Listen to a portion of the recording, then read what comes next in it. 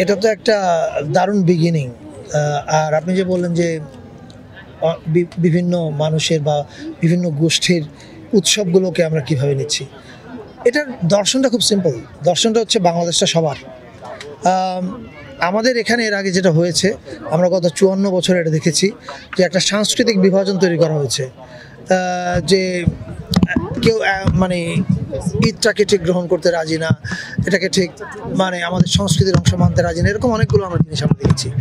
আমি মনে করি আমাদের সরকারের দর্শনটা খুব সিম্পল। সরকারের দর্শনটা হচ্ছে এই দেশে যত মানুষ আছে বিভিন্ন ধর্মের, বিভিন্ন ভিন্ন ভিন্ন জাতিগোষ্ঠীর, তাদের সবার যে উৎসব, সেই উৎসবগুলোকে আমরা ওন করতে চাই এবং সেই উৎসবগুলোকে ওন করাও কিন্তু আমাদের সংস্কৃতির অংশ। সো এইটারই একটা ছাপ দেখতে পাচ্ছেন আপনারা আজকে চাঁদ রাতের এই অনুষ্ঠানে। এবং এর আগে 54 বছরে আমরা বাংলাদেশের ইতিহাসে চাঁদ রাতের শিল্পকলা একাডেমি কখনো অনুষ্ঠান করেনি। এটা আমি মনে করি আমাদের একটা কালেকটিভ ফেলিয়ার ছিল। যাক, বেটার লেট দেন নেভার, আমরা যে শুরু করতে পারলাম এখন।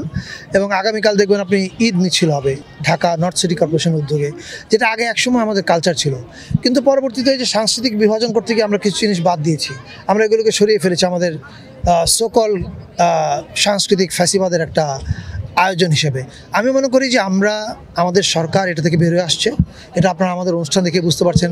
এবার চাঁদ রাত হচ্ছে, ঈদ জামাতে পরে মিছিল হচ্ছে, এবং নববর্ষে আপনারা দেখেন যে সব জাতি গোষ্ঠীর অংশগ্রহণে কিন্তু এবার শোভাযাত্রা হচ্ছে, এবং প্রত্যেকটা জাতিগোষ্ঠীর বিভিন্ন যে জায়গায় উৎসবগুলো হচ্ছে সেটার জন্য সরকারও কিন্তু তাদেরকে ছুটি দিয়েছে।